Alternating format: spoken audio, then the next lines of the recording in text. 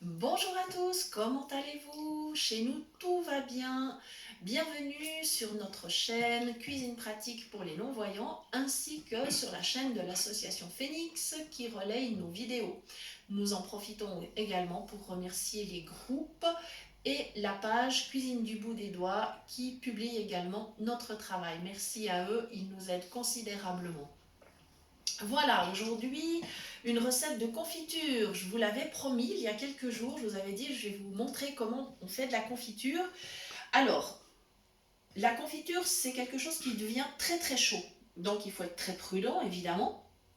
D'abord, première chose, il faut prendre une casserole suffisamment grande par rapport à la quantité de fruits et de sucre, parce qu'il y a toujours un risque quand la confiture bouillonne, qu'elle monte et éventuellement qu'elle déborde. Donc il faut déjà faire très attention de ne pas mettre un feu trop vif, sauf au départ bien sûr, mais dès que le sucre aura commencé à fondre, il faudra se méfier et baisser le feu pour que la confiture mijote. Il vaut mieux qu'elle mijote d'ailleurs un bon moment. Elle se gardera d'autant mieux par la suite. Là, j'ai donc 1 kg d'abricots. Comme je les ai lavés, bien sûr, émincés, j'ai enlevé les noyaux. Il m'en reste à peu près plus que 900 grammes. J'ai mesuré 450 grammes de sucre, ce qui veut dire que j'ai mis 30 cuillères à soupe de sucre, puisqu'une cuillère à soupe rase contient 15 grammes de sucre. Voilà, tout simplement. Je ne vais pas en faire plus parce que justement je ne veux pas que ça risque de déborder. Je préfère en faire des petites quantités. Puis la deuxième raison, c'est que nous ne sommes que deux à la maison. Donc automatiquement, disons que j'en fais pas trop parce que voilà, après ça, on a l'impression de manger la même toute l'année. Voilà. Alors, pendant que ça mijote tranquillement, petites explications sur les confitures en général. Alors d'abord, au niveau de la cuisson, le mieux c'est vraiment dans la casserole. Je sais qu'il y a des recettes pour faire de la confiture au micro-ondes ou certaines machines à pain qui ont l'option. Je vous le déconseille fortement. Ça ne donne pas de bons résultats, déjà ni au niveau du goût et puis pas non plus au niveau de la conservation. Voilà, donc ça, je pense que déjà c'est deux options qu'il faut éliminer, mais de façon certaine. Voilà, donc on en est à la bonne vieille méthode de grand-maman, c'est-à-dire la casserole. Alors c'est pas une bassine en cuivre, hein, parce que j'en ai pas, mais voilà, une casserole suffisamment grande, voilà. Et là, c'est en train gentiment de mijoter. Alors, les confitures, on va dire au niveau du sucre, normalement, on va mettre environ 60% du poids des fruits. Ça peut être plus, ça peut monter à 80% pour, par exemple, les fruits rouges qui ont plus de mal à prendre. C'est vrai qu'il faut quand même une certaine quantité de sucre pour que la confiture soit ferme. Même pour les fruits rouges, par exemple, vous pouvez utiliser le sucre gélifiant ou rajouter par exemple un jus de citron pour qu'il y ait de la pectine et que la confiture ne soit pas trop liquide. Voilà, ça c'est première astuce. Avec l'abricot, j'ai mis simplement la moitié du poids de sucre parce que c'est suffisant. Voilà. Maintenant, évidemment, la difficulté au niveau de la confiture, quand on ne voit pas, ce sera le remplissage des bocaux. Et là, on va éviter le remplissage à chaud parce que alors là, il y a un vrai risque de brûlure. Donc, on peut laisser tiédir et puis remplir les bocaux une fois que la confiture est tiède. Et ce que l'on peut faire, alors déjà, on remplit vraiment au maximum, ce qui laissera un minimum d'air entre le couvercle et la confiture. Et ce qu'on peut encore faire pour faciliter la conservation, ce sera de mettre par exemple une toute petite goutte d'eau de vie sur le dessus de la confiture. Comme ça, vraiment, on va dire, on va arriver à, si possible, quasiment plus d'air du tout dans le pot et la conservation sera facilitée. Voilà, donc vous pouvez mettre l'eau de vie de votre choix. Moi, je vais faire plutôt le choix du rhum, par exemple. Voilà, ça aidera à la conservation. Maintenant, Il y a une autre solution aussi, qui est la conservation au congélateur. Alors là, par exemple, vous allez laisser refroidir votre confiture complètement. Vous la mettrez dans des petites boîtes plastiques ou des sachets de congélation et vous pourrez la ressortir au fur et à mesure que vous en aurez besoin. Ça, c'est une solution. C'est une solution qui est bien si, par exemple, on souhaite mettre moins de sucre. Ça veut dire qu'il y aurait un peu moins de bonne conservation si la confiture était dans un bocal, mais si vous souhaitez baisser la quantité de sucre, à ce moment-là, la conservation au congélateur, elle est tout à fait idéale. Voilà. Maintenant, les confitures, on peut faire beaucoup de fantaisie. D'abord, on peut mélanger divers fruits ensemble. Il y a des fruits d'ailleurs très surprenants. Par exemple, si vous intégrez de la pastèque dans une confiture de fruits rouges, c'est vraiment délicieux, puis ça apporte de l'onctuosité. Alors ça, c'est quelque chose que je vous conseille vraiment. On peut faire de la confiture, par exemple, avec du melon et de l'orange. Ça va super bien ensemble.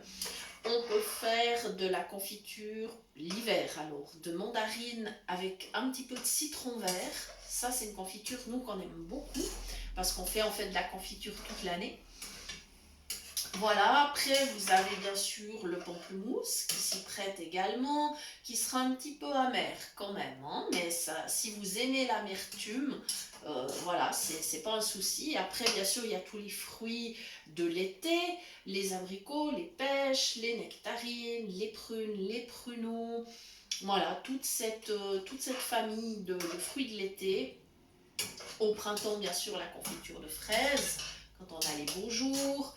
On peut mélanger la fraise avec de la rhubarbe ou avec d'autres fruits. On peut même faire de la marmelade avec de la pomme ou de la poire, par exemple. On peut faire de la confiture même avec de la banane. Et là, par contre, on mélange un petit peu de rhum. On met moins de sucre, évidemment, la banane étant très sucrée. Et puis, on peut mettre une petite goutte de rhum. C'est absolument délicieux. Voilà, ce qui est aussi possible, bien sûr, c'est d'ajouter des épices ou des herbes aromatiques. Par exemple, on peut mettre du romarin, du thym, de la menthe, de la verveine, du basilic. Et oui, ça, c'est très bon. On serait étonné. Le basilic, c'est pas seulement réservé à la tomate mozzarella, hein, c'est vraiment, même avec des fruits, ça va super bien.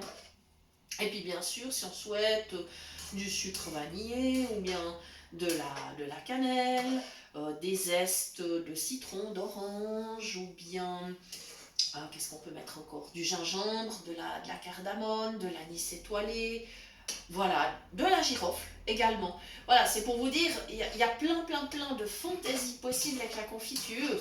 Donc il faut vraiment créer soi-même ses propres mélanges. Et puis, il faut noter les recettes que vous préférez, celles que vous aurez le mieux réussi. Voilà. Moi, dans ma confiture d'abricot, là, aujourd'hui, je vais mettre à la fin 2 dosettes de safran. Voilà, je le mets à la fin parce que il faut pas qu'il soit trop cuit, le safran, ça sert à rien qu'il bouillonne comme ça dans la marmite. Je le mettrai vraiment à la fin. Alors, ça donnera un petit goût très subtil. Ça rajoute de la finesse. Voilà. Et puis accessoirement, comme l'abricot est de couleur orangée et le safran est jaune, ça va renforcer cette belle couleur. Et dans les pots, ça sera vraiment très joli pour la présentation. Voilà un petit peu toutes les idées que je peux vous donner autour des confitures. Il est bien possible d'ailleurs que nous referons d'autres vidéos autour de ce sujet, mais je voulais essayer d'être assez complète sur cette vidéo. Voilà, vous pouvez... Alors, il y a même certains légumes aussi qui se prêtent à faire de la confiture. Enfin, légumes façon de parler. Quand on a des tomates, par exemple, qui sont vertes, qui sont pas encore mûres, on peut tout à fait les prendre pour faire de la confiture. C'est surprenant, mais c'est très bon. C'est vraiment... Il y a pas... En fait, on penserait que c'est acide, et c'est pas le cas du tout. C'est une confiture qui est vraiment très bonne aussi. Voilà. Donc, si vous avez aussi des retours d'expérience ou des recettes à nous proposer, vos petits mélanges, vos petites astuces, peut-être les recettes que vos grands-mamans ou mamans ont soigneusement gardées, eh bien, si vous avez envie de nous les communiquer, eh bien, ce sera un grand plaisir pour nous d'en prendre connaissance. Je vous rappelle que vous pouvez nous écrire à l'adresse suivante cuisinepratique@mail.ch. Voilà, pour toute demande de recettes ou pour nous proposer des recettes ou pour recevoir les liens des prochaines vidéos. Dernière astuce, j'ai préparé une assiette dans laquelle je pose ma spatule chaque fois que j'ai fini de remuer, chaque fois que je fais une petite pause. Il y a 2 raisons. Première raison, ça je vous avais déjà expliqué dans d'autres vidéos, c'est de ne pas salir le plan de travail. La deuxième raison, c'est de pouvoir contrôler où en est la confiture. Quand on pose la spatule dans l'assiette, on attend un petit moment, parce qu'attention, c'est chaud. Et au bout d'environ 1 minute, on va pouvoir aller sentir quelle est la texture de la confiture. Et au moment où elle sera bien collante, où on aura vraiment une texture de confiture, ça voudra dire qu'elle est prête et que la cuisson est terminée et qu'on peut la mettre refroidir pour remplir après soit les bocaux, soit les petites boîtes pour le congélateur. Voilà, eh bien j'espère que cette recette vous aura fait plaisir, que vous aurez du plaisir à la réaliser. Et puis je vous remercie, je vous souhaite un bon après-midi et je vous dis à bientôt pour de nouvelles idées cuisine.